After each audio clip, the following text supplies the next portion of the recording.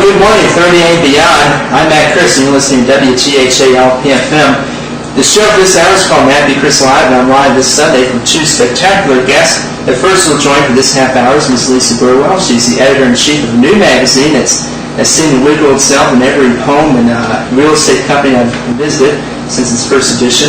Joining me for the second half hour for the show is return guest, District 5 Warren County Commissioner Cindy Meadows, who, despite her popularity amongst her constituents, announced earlier this month that she would not seek re-election. Another equally intriguing guest, she'll be joining me for the second half hour. Before we begin, I do have some exciting news, at least news I find exciting. Matt B. Chris Live is now available in 3 mediums. You can tune in not only to 107.1 FM and online anywhere in the world via broadband internet connection at 38radio.org. Really, right now. But you can also tune in and watch with your eyes at 38television.com. It's a web-based TV, and thanks to 38television.com, Mr. Paul Mazzari for setting that up. And so you buy a computer, you have a Adobe Flash Player, tune in to 38television.com. That's 308television.com. Check it out because the video keeps rolling even during music breaks, so you'll see some interesting stuff. I promise to tap dance during the breaks, or rap. I don't know how to do either, so it should be fun. And with that out of the way, let's get the ball rolling. My first guest is Miss Lisa Burwell. She's the editor-in-chief of the newly released V magazine. She is also the founder of Cornerstone Marketing, which is a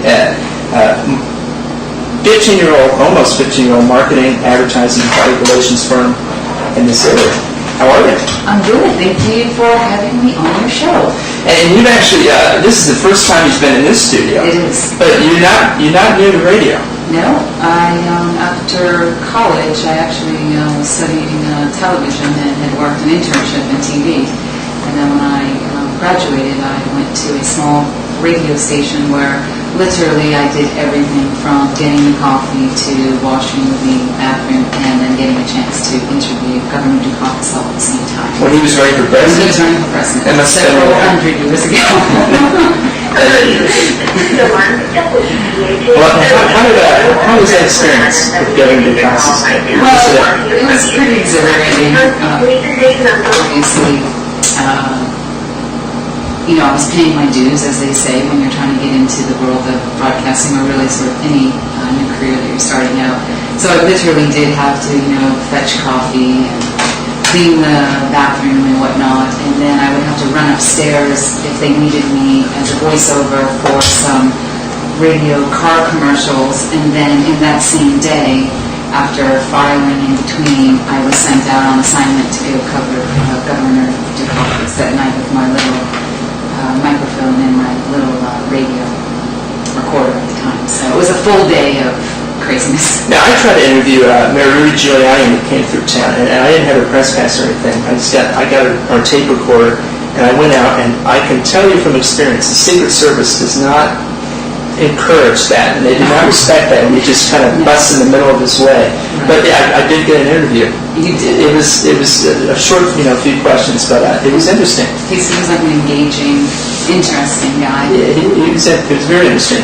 But you're out with a new magazine. It's called V Magazine, and to me, there's a lot of lifestyle magazines out there, and they all, especially from this area, they all cater to a certain audience, and they're all, to me, this is just my opinion, they're a little bland. They all have the same stories, and the writing's interesting, the pictures are great, but they're all basically kind of the same. Yours, for some reason, and maybe you can help me explain this, it just pops.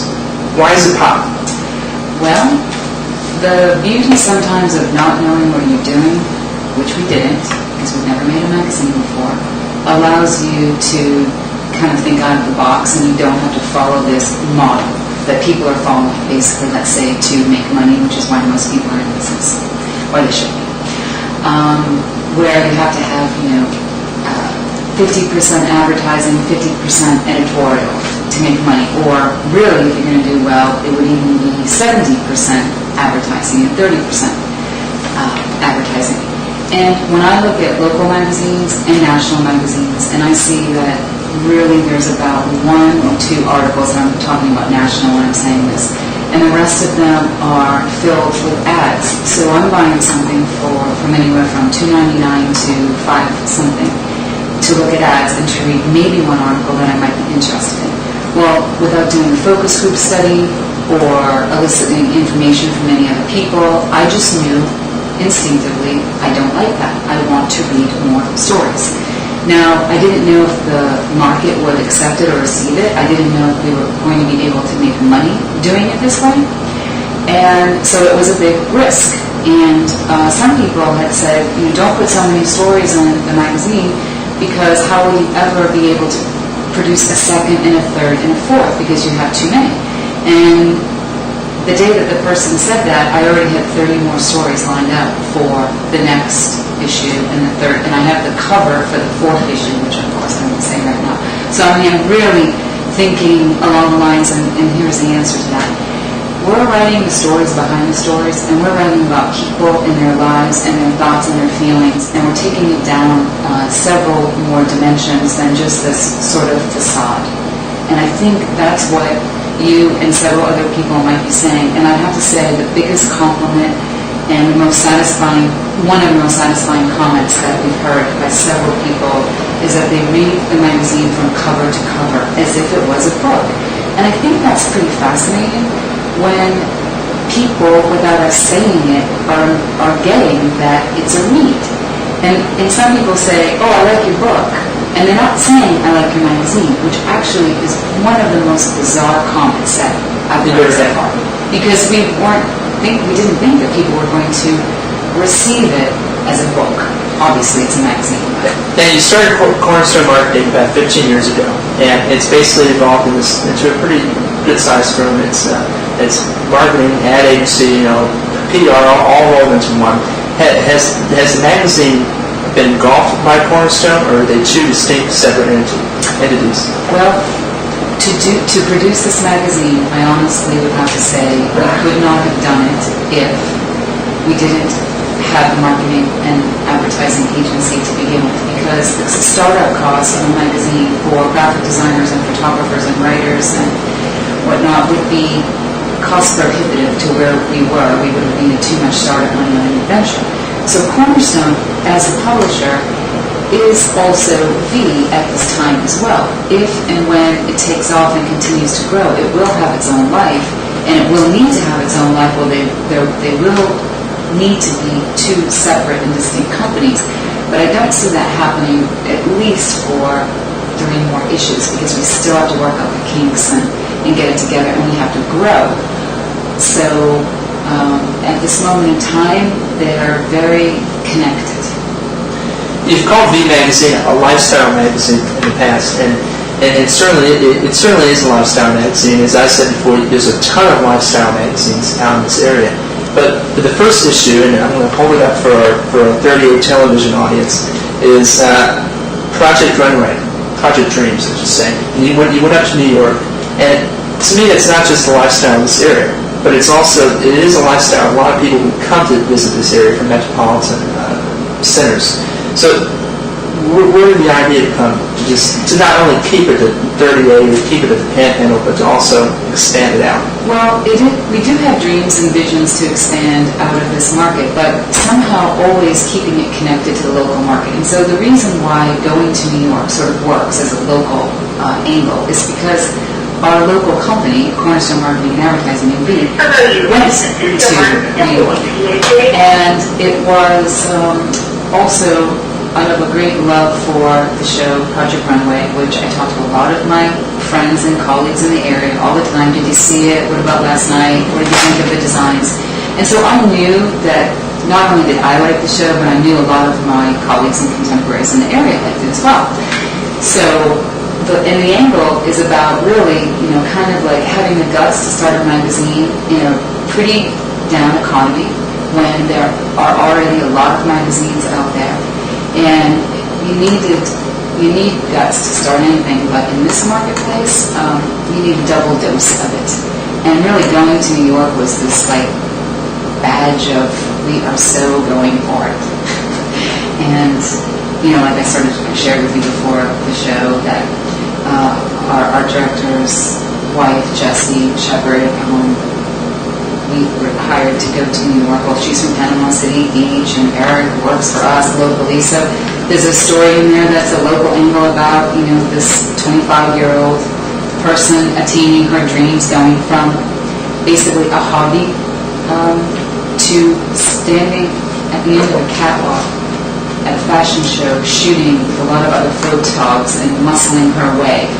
That, to me, was the story, rather than meeting or seeing Heidi Klum or Tim Gunn or all that, because that's the heart of the interesting angle, was that, and us going. And the photos are amazing. They really are. They're just superb. With that said, we're going to go to our first news break. Coldplay recently released their newest album, Viva La Vida, and debuted at the top spot in the Billboard 200 album chart and sold 720,000 copies in its first week. That's a pretty big success story. Here's now just one song of their new internationally successful album. The song's Lost, and we return more from our guest, Ms. Lisa Burwell. Remember, if you have any questions for Ms. Burwell, you can call in now, 850-534-0735, or email in to mattchrislive@gmail.com. Remember, Chris, spelled like Christ. We had a few people calling in during the show. Please don't do that.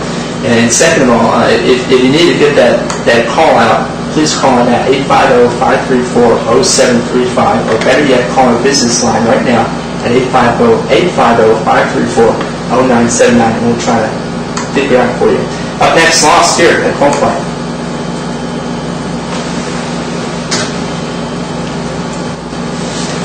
You're good. You're really good. Thank you. Who's calling? And why is this hooked up? Can you just unplug it? That really makes me... God. We're not taking calls? No, not during the show. We put this on the slide so it doesn't ring anymore, but I didn't think we had hooked it up to an answering machine that actually comes on and starts talking during the show. We've had people get the number call. I know, come on. All right. 38 radio. Hi. Okay.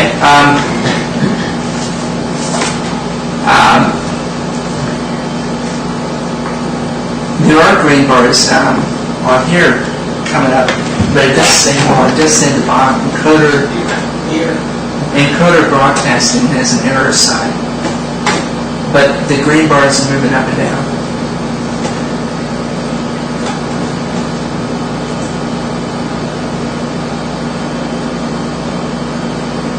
Yeah? Say close. Close. Were you the one who was calling? Okay, you weren't? Alright. Well, I mean, I don't want to answer it during the show, especially who it is. Yeah. Okay, thanks. Bye. Okay. Sorry about that. Probably should be on. Brenda.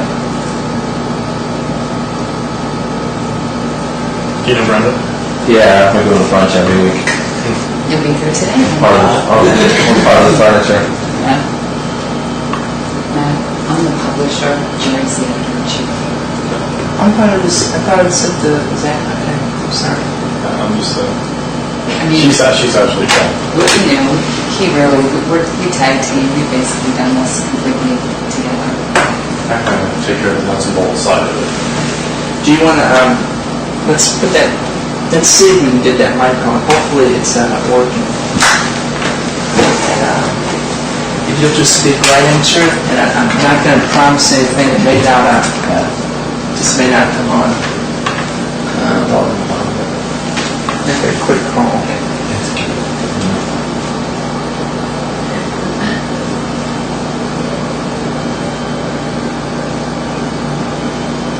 Can you get audio on those cameras? The audio's Just on. picking up right now. Oh, sure, I'll go. Is there anything right now? All right. You can yell. I can yell? What happens if I'm on the microphone though? Because I usually speak soft. It should be picking up. It should be picking up? Yeah. Okay. It's pretty sensitive, actually. Actually, I'm going outside real quick. Pardon. Echo. I'm going outside. All right, 30 seconds. Back to life.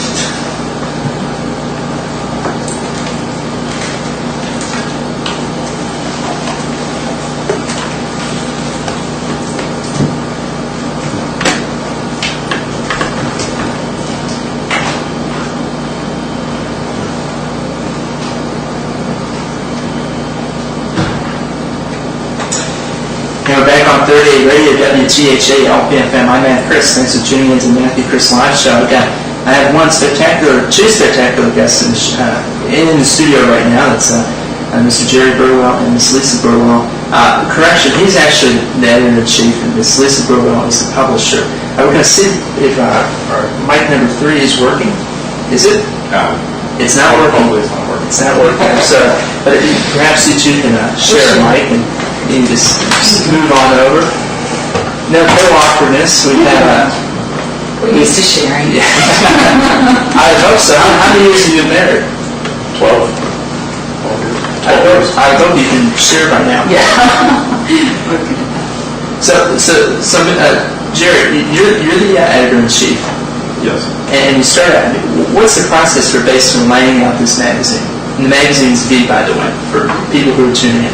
Right. The process is basically on the funnel from the writers, the people who are submitting the articles and photos, and making sure that they're all approved, and getting into the design department, and making sure that we are not overstepping any boundaries, and we have all the proper authorizations. So that's basically what I do. Now, as publisher, who's the intended audience?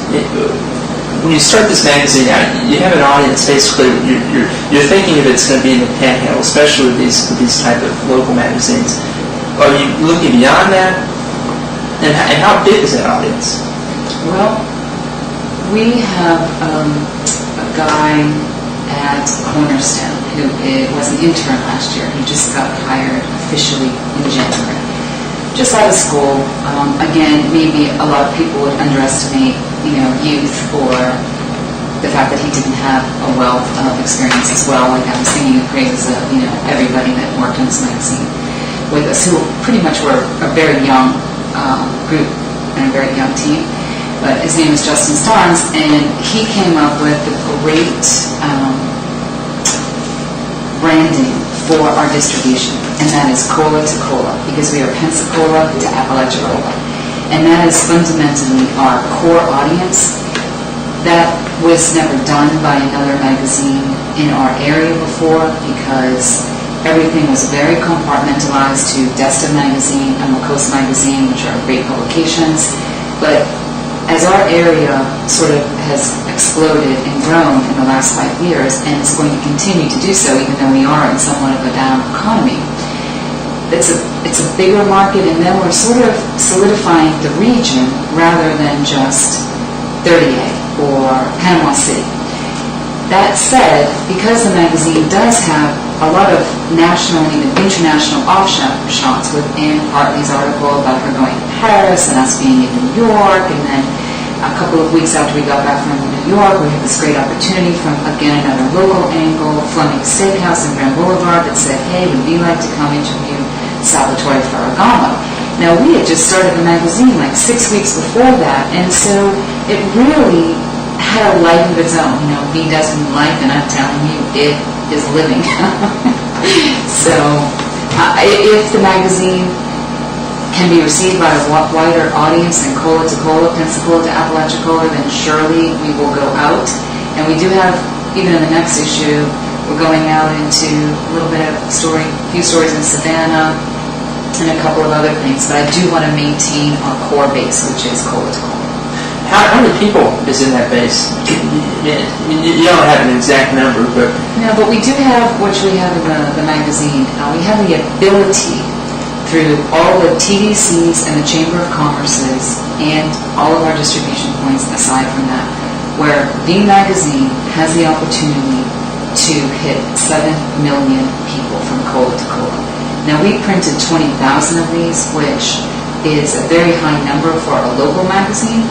And really, the name of the game in a lot of things, even if you have a great product, if you do not have a legitimate distribution arm and you do not have a team of people out there that are fulfilling it on a daily and weekly basis, and you're not driving to Pensacola like Journey and I did 2 weeks ago, and just on a weekend, we're dropping off 720 magazines. Even if it's heralded as a good magazine, if it literally isn't out there, it's not going to do its job. So after the magazine was printed, I thought we were going to take a little rest because, of course, as I said, I've never done this before. But it got almost harder because you had to keep the adrenaline going, because now you have to get them out there, and you have to make sure that your product now is distributed. And we take it very seriously. So you have 20,000 copies the first issue. Is that number going to ever increase? Hopefully. Sure, hopefully, because as we get more advertisers and we're able to, expand, then of course that would increase. Speaking of advertisers, who's paying for the magazine right now? It's basically just the advertisers. Is that ever going to change? Is it ever going to be maybe perhaps direct mail, or have consumers pay for it? Yes, in the future. We hope to go that route, but right now it's we want it to be the magazine of the Cola area, and being a complimentary or free I think that's an important part of getting the information out there and for advertisers and articles. So perhaps once you build up a big reputation, because you are just starting out, you could see people paying for this magazine as well with ads too. Yeah, we can see it, but we don't want to do that if it becomes a detriment to the distribution of the magazine. Okay. Just the saturation of our local area, and you're talking a lot about a lot of local events, but at the same time you're also branching out, looking into New York City, Paris. What are some of the future local events you'll be looking at? Well, I wondered if you were going to ask that, because yes, although life is full of competition, and we hope that we're good sportsmen, and have good sportsmanship and all that. But by the same time, we don't want to tip our hand too much on some of the articles coming out of the next issue, because they're really different. And again, like you had mentioned, what is the differentiator of the articles in this lifestyle publication? I think that along the way in making this magazine, people open up to you a lot more if you have a pen in your hand and you have this strange vehicle of a magazine. Because when we got to meet a gentleman that owns the Crimson in Apalachicola, and he is just amazing, owned 2 airline carriers on his leg. He's known as the Indiana Jones of South America. I mean, I do not think that gentleman would have sat down with us for 3.5 hours if we were just staying in his bed and breakfast. But he was so interesting, and it gave us the opportunity to meet a lot of people and have them open up in a way that they would not have opened up if we didn't have the magazine. And the magazine is also about honoring and respecting people and telling a bigger story about someone than, hey, I only cruise in. I mean, it was boring. So I think, and I hope that we're able to keep the spirit of the magazine alive, and that we're able to, hey, be real.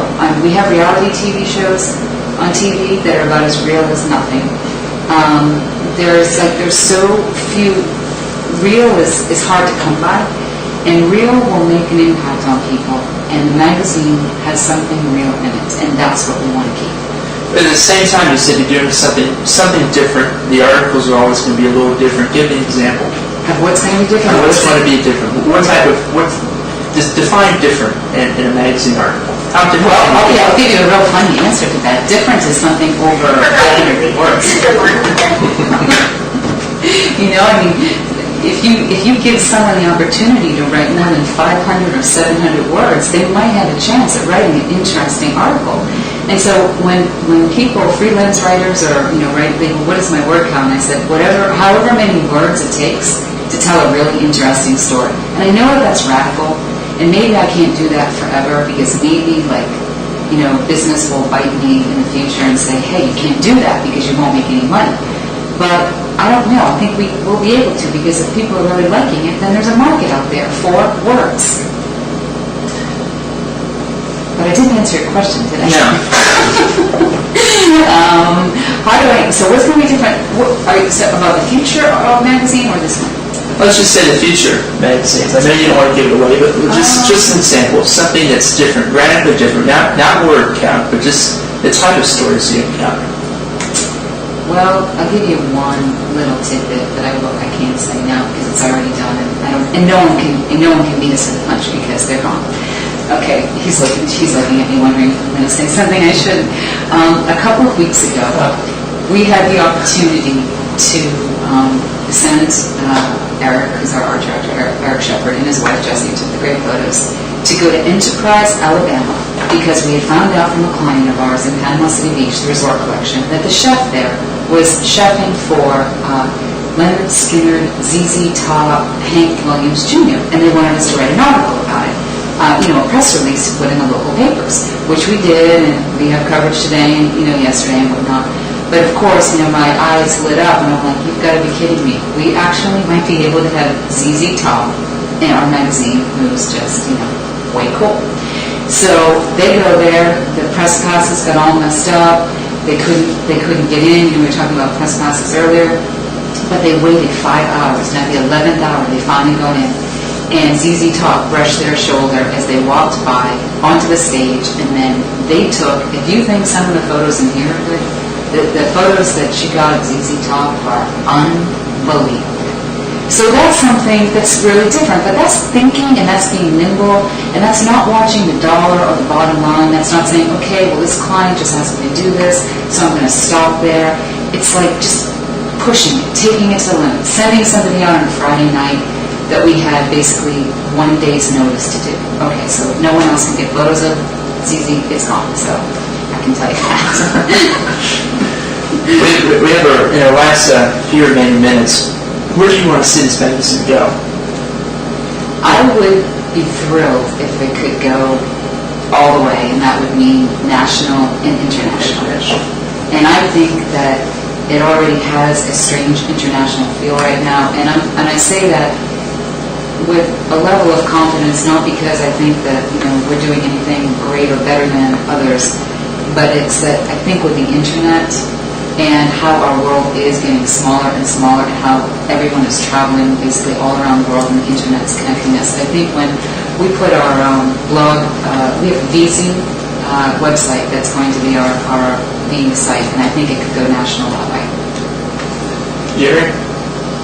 Well, it's already in France. It's a joke. We have some local visitors have picked it up and taken it to France. They were quite intrigued by it. So hopefully one day internationally. How are you going to make that happen? Besides the website, or is that the only way you think you can? You have to first step. Well, we're not going to force it. I mean, nothing that we do, none of the stuff that we do, the projects we do, come by force. And it's organic, and really a lot of the stuff, articles that come into the magazine are by chance. And that's one of the things that makes the magazine so interesting, is that, like the ZZ Top story, just kind of fell on our lap, and we were able to jump on that and take that opportunity and run with it. So that's one of the things that kind of makes the magazine flexible. And with that said, we may have one more question for you, but we'll see. No, we don't. Sorry. But with that said, thank you very much for coming on, and it's been a pleasure to have you on. And we'll see if Commissioner Cindy Meadows shows up. Otherwise, we may have on for a little bit longer. But well, thank you very much. And I wish you all the success in the magazine. It really seems to be a great product. Thank you. With that said, we'll go to some more music. This is 42 from Coldplay. Call in questions for Commissioner Meadows at 850-534-0735. We're at 38 Radio. Up next, 42 by Coldplay. Thank you.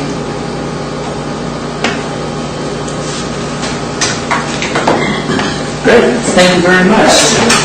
And I see you again, and my hands are cold. Sorry. Thank you. Thank you. More money. What they say. And I'll keep water. Okay, Right. I'll take that. Thank you. Yeah. And let me see. Make sure this still has a guest. Probably until the end of the show, but obviously it's all coming at Okay. the end of the show. But Slow it. Just here. Thank you. yeah, so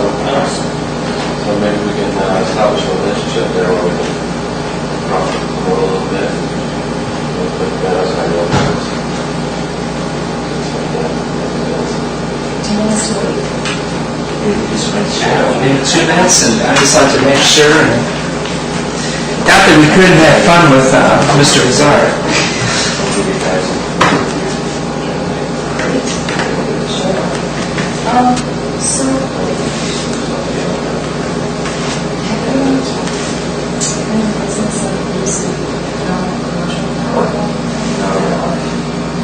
This is like there's the magazine.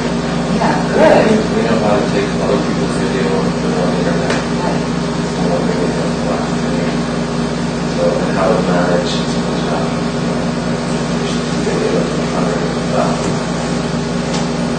How about? Yeah. Right.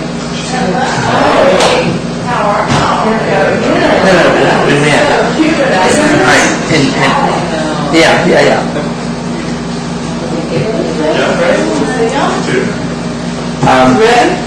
You have to turn up at the very top corner on the agenda, and there's one of the little volume signs. That's it. Push the top right-hand corner button to the left, just the second from the right. What do you want? But what site? Okay. All right. I gotta go.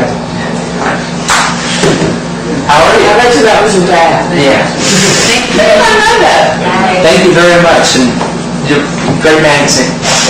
I'll call you up on Monday. Okay, where would you like me to? If you could sit right there, that's the only microphone that's working right now. Okay. We're on about a minute 15. Okay. Now, are y'all videoing this? Is this the case? You're on TV right now. Okay. That's not Well, us. I like radio better, you know. You don't have to. Special statement issued by the National Weather Service in Tallahassee, Florida. Repeat the following is a special weather statement from the National Weather Service in Tallahassee. Good. How are you? I want to thank you now for the chief coming out for really for my That's great. I tell you, that was really great. 115 miles south of Gas Springs, moving east of that goes on for 30 seconds. Gas Springs playing in central daylight time. Wind gusts of 30 to 50 miles per hour are possible with this storm. Winds of this strength can affect the alarms are tuned up to objects. Also, there's no causing that lightning to come over the storm. Okay, so it's not going to be so. I'll stop. You are close enough. I'm Cindy. I don't know if I'm. It's brilliant. Yeah, mid-fall, right? Okay. Yeah. You know, I need name tags on stuff. So you need so many people. Okay, here we go. You're back on Matthew Chris Live during Sundays from 11 to noon, and today being filmed on 38television.com. In case you're just tuning in, my guest at the first half of the hour is Ms. Lisa Burwell, the editor-in-chief or the publisher of the new V magazine, and her husband Jerry Burwell, who is the editor-in-chief. Now joining me in the studio for her second appearance on Matthew Chris Live is District 5 Warren County Commissioner Cindy Meadows. Thanks for coming back on. How are you? I'm great. Thanks for having me, Matt. This is really great. Well, as 2008 approached, Gwen Breck, who's the editor of the Wall and Sun, wrote a pretty scathing editorial about the Board of County Commissioners. And she goes through every person, and then she gets to you, and she has nothing but praise. As would be the case for many of the people you represent. You're very popular. And we went over this last time. And there were rumors earlier in 2007 that you were not going to run. And then come April, March, everything's going along, you're doing the necessary steps, and in mid-May, you announce that they won't be seeking re-election. And in early June, you announce that you'll make an endorsement, which we'll talk about later. What happened in that time frame that made you change your mind? Well, you know, I had always said that I was only going to serve one term. And when I started out, I said I have some things I want to accomplish, and it's a challenge to me, and I want to see if I can do it. So after serving 4 years, and then of course everyone says, well, you have to run for another term. And so I signed up to run, thinking that, okay, I'll put my name in, but, you know, the decision really hasn't been made on it yet. So I just really decided kind of at the last minute, one day in May, I think it was a Monday morning, I was going through all the calendars and everything. You know, I just said, there are other things I want to do. This is a 4-year commitment, and I don't want to do it if I'm not, really passionate about it. So that was my decision, and I really kind of never looked back. Currently, there are 5 people running for your seat. Gregory Charlie Burke, Robert Bob Hudson, Cecilia Jones, George Wallace Smith, Sidney Bronstein, and Alan Osborne. It's a pretty unique set of individuals. Gregory Charlie Burke has already been convicted of voter fraud. Why do you throw your support behind Alan Osborne? Alan Osborne, I have worked with Alan Osborne for 4 years since I've been in the commission on an issue that he has out in his neighborhood, Driftwood Estates. And I've come to know him, and I've come to know how passionate he is about the county and about the perseverance that he has. I mean, he has hung in there for an unbelievable amount of time working on this issue. And he's the one that, to me, he's got the fire in the belly, which you need. And he's running for the right reason. He's got some things he wants to work on and to improve. So that's why I'm endorsing him. And Mr. Osborne is the president of the Greater Driftwood Homeowners Association, and he's actually a board member. He's a board member, so he's no longer the president. He's not the president. I think that was a misquote in the paper. Okay.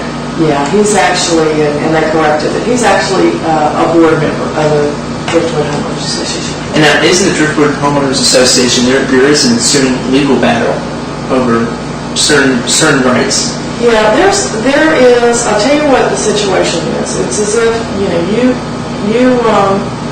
bought a home in a subdivision, and you thought that the county had dotted all their I's and crossed all their T's and required the developer to do what he was supposed to be doing, and to build your subdivision in a manner in which it wouldn't flood and that things were constructed according to their plans. Well, this did not happen. And now the developer is out of the picture, and you're left with a neighborhood that has some serious problems with infrastructure. So there have been some lawsuits filed over this. I don't know if Burwell County has been named, but actually it's really between the developer and the homeowners, and I believe parts of Sandestin. But surely, you probably know that there are some people who they hear Alan Osborne and they go, well, hold on, it's Driftwood Estates and with the ensuing troubles, and they say, is that a possible conflict of interest? What do you say to those people? Well, if he were to be elected, he would not be voting on anything that came up. Just like Larry Jones, who was used to work for Adams Homes. Whenever the Driftwood issue comes up, he recuses himself. So I would assume that Alan would recuse himself. But it goes so much beyond the Driftwood Estates issue. It is a bigger issue of how the system works, how to get things done, how to improve the county. And I think you have to work on an issue to kind of realize the system, how it works, and what all is going on, in order, I think, to be interested in running. I kind of look at it as, when I ran, people were mad about certain things, and the way that development was going, and the way that some of the rules weren't being followed. And that's why I ran, and so, to me, he's got the right reasons behind him. In the last BCC meeting, commissioners had to decide how to proceed with a pretty prickly private beach issue, and specifically items left on the beach.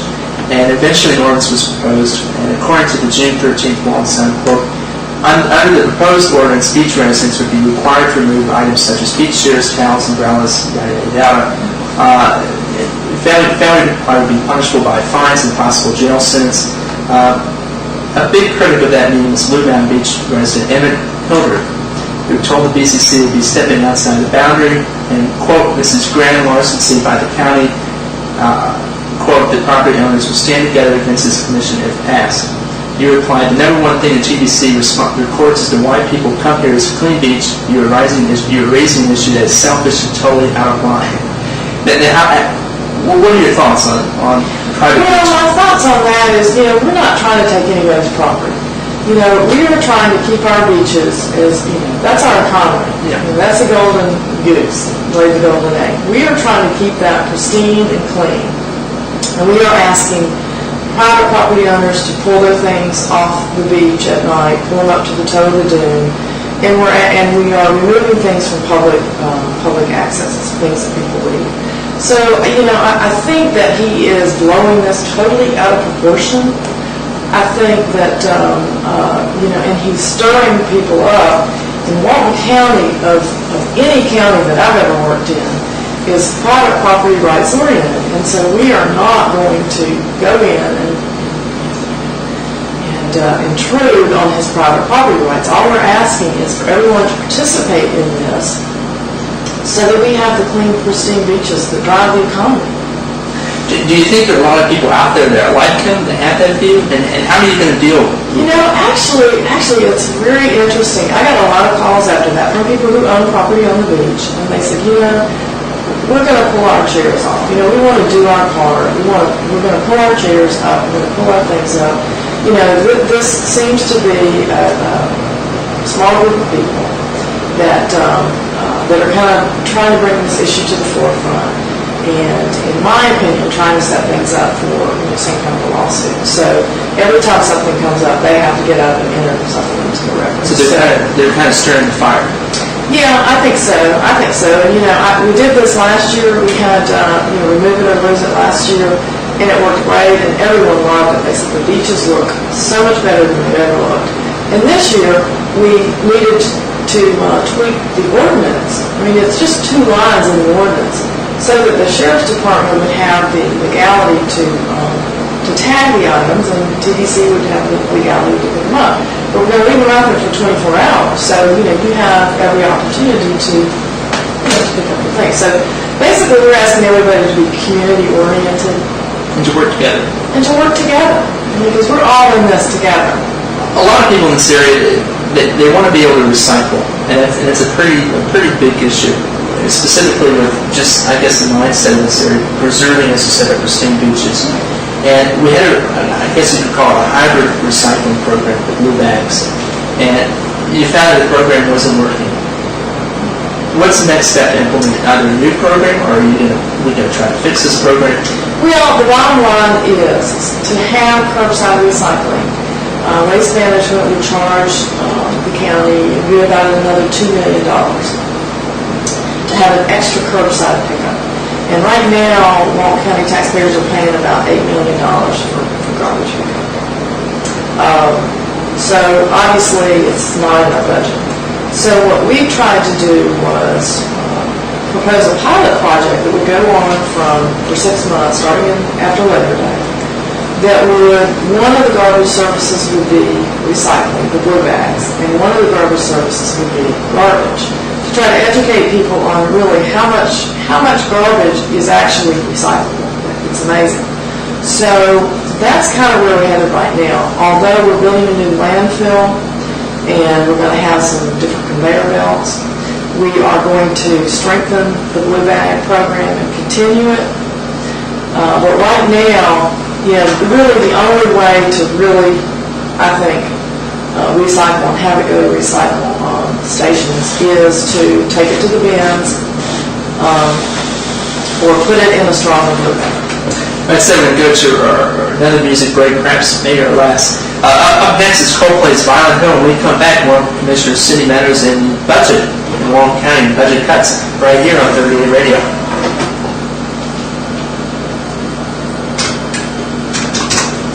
Are you going to have Emmett on? Are you going to have Emmett on? Emmett Hilbert on? No. Sorry.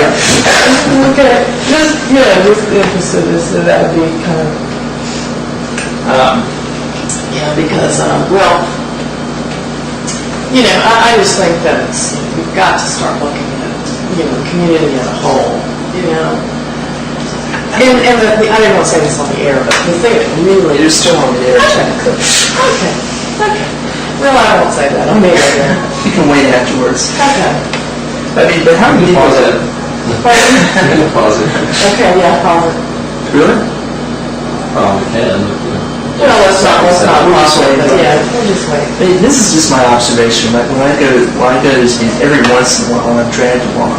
You always have someone there, especially in the open forums, who has something, an axe to grind or something, and they get up and they either delay something, that's beneficial to someone else's financially or someone else's for environmental reasons.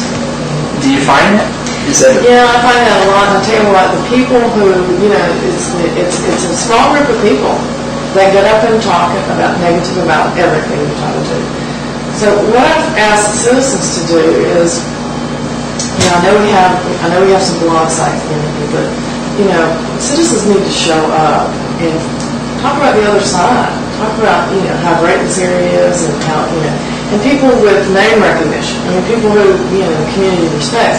But right now, you've got if somebody's against something, they come out, but the people who are for it and like it don't come out? There's no reason. Because there's no reason. So it's a silent majority scenario, where people really need to get more involved. Form a group and have one person go to the meeting for everybody and then switch off or something, because that's how SWCC got formed. The community, that's what Yeah, they had one person go to the meeting and they built their constituency, and then, they have 2 or 3 people at the meetings every time. So, that's really important. And what I find out too is that most people don't complain about something until it personally affects them, their backyard, their pocketbook. They won't show up for kind of a general ordinance. I'm going to just search one thing to make sure I have, I'm supposed to announce something, and I always forget to announce it.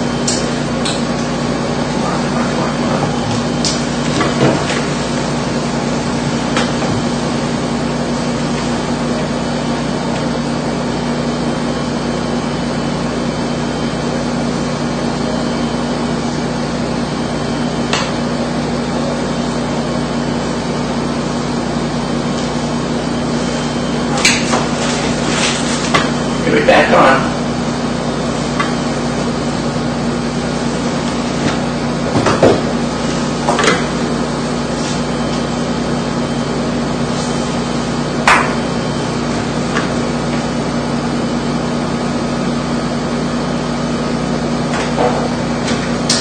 Now we're back on 38 Radio, WGHA on PFM. I'm Matt Chris. Thanks for tuning in today. Live every Sunday from 11 to noon. My guest for the hour is Commissioner, District 5, Burwell County Commissioner, Ms. City Meadows. You were just listening to Violet Hill by Coldplay. It's sold out 720,000 copies the first week. Sorry if you're not a Coldplay fan, because that's all we're playing today. District 4 County Commissioner Sarah Commander has said the Burwell County budget has been reduced by $10.2 million, and there are probably more budget cuts to come down the line. How does the county cope with that? Well, the cut this year is about $4 million, and I believe last year it might have been about $6 million. So that's over a 2-year period. That's over a what 2-year you're saying. period. Yeah. But if you look, if you look at the budget over the course of time, we had a lot of places that we could cut and actually cut and give money back to the taxpayers. So Walton County is actually in a very good position compared to a lot of other counties. We've got the 3rd lowest millage rate in the state, and we think we're going to be the 2nd this year. We haven't we've lowered the millage rate in the past couple of years. So what we're doing is we are just tightening up. We are not able to do a lot of the capital projects that we wanted to do, the big ticket items. We're not able to acquire land that we would really like to buy. But all in all, so far we're doing pretty well. We just started slicing the budget everywhere that we could. So I think Walton County is actually going to fare better than most counties, because we have had such a fiscal conservative commission over the past, I'd say, 10 years. Fiscally conservative. So, if we get many more cuts, then we are really going to have to take some deep cuts into the services. But right now, I think we're fine. And why is the county taking the cuts? That's just the whole state of Florida. The state of Florida requires it. We have to go. We cannot spend more money. We can't have a budget higher than last year's budget. And why is that? They passed that amendment. The tax amendment last year, and they're going to restrict local governments from spending any more money beyond a certain point each year.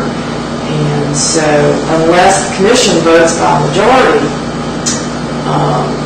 to increase the taxes and increase the spending, so we're not going to do that.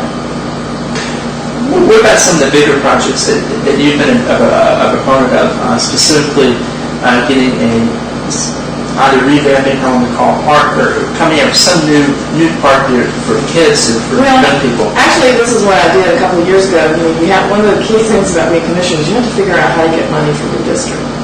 So I have kind of commandeered the money for South Walton on the heels of some other things that were being done in North Walton. So I commandeered $5 million to offset the $5 million that we spent on Freeport Park. So South Walton got $5 million as well. So in that $5 million, we purchased Parkside at Town Center. We're improving Helen McCall Park. We're going to do the Children's Play Park. That's been let out to bid actually this week. So that's going to get done with the funds that I have already designated that are in the budget. So, and recreation plat fees, District 5 had a lot of recreation plat fees. So we were able to do some of the things that we needed to do. We just kind of slipped in under the wire though, because now that the budgets have been cut, there's really nothing, no new money. So, but we have all that is lined up to go forward. So this is goes back to that question about the private beach issues. This is very pertinent for South Lawn area and the district you represent, is how do you find the correct balance between development and conservation? Some people, they get their slice of heaven here and they want to close the pearly gates and everyone else. How do you combat that? How do you find that balance? I think we've got some really good, regulations now. And if people follow the regulations, the problem comes in where a developer wants to push the envelope. So they come in and put in a new interpretation of a code that we've been following for years, which would mean that, say for instance, we no longer have to preserve vegetation on 30A. Those are the kinds of things that we really work on. The individual developers, if they come in and follow the code and not really try to change the entire scope of the code by an interpretation, that's how you do it. You require people to follow the code because the code actually addresses a lot of that. Yeah. What are your next plans now? Well, my plans are going to kind of take a little vacation, a little break. And, I've got some things kind of that I'm thinking about doing. So I'm not really sure. I may run for a state representative seat. But it'll have something to do with government, politics, community. What state representative seat are you eyeing right now? Well, I live in the seat held by Marty Coley right now. And, 2010 there was a census, so you may get redistricted in 2010, I'm not sure. But that would be the seat that I live in. I'm not saying that that's the seat I would run for, but, that's the seat I live in right now. So is that an exclusive right now? Be running for state representative? On Happy Chris Line. You can say it's exclusive right here. Yeah. I felt like this morning, because I've been paying attention to, Tim Russert, Meet the Press. I thought, well, Matt Chris is going to be the new Tim Russert. Now I'm on Meet the Press, and now he's trying to find out if I'm running for this or that, which I thought was really into it. You don't really know what you're going to do. You just kind of have, I kind of go with the flow, and so I don't know, but I'm interested in that for sure. I'm interested. It is an option. I'm interested in state politics. I'm interested in national issues and things like that. So, Do you have any fears any of your projects that you started would be compromised once you leave? well, and this is critical in who I'm supporting as well. Mr. Osborne we've talked, and he's agreed to keep the office staff on. They know all the projects that are going on. We have everything lined up, and he's agreed to continue the projects that we started. So that's critical that I know him. I know his character. I know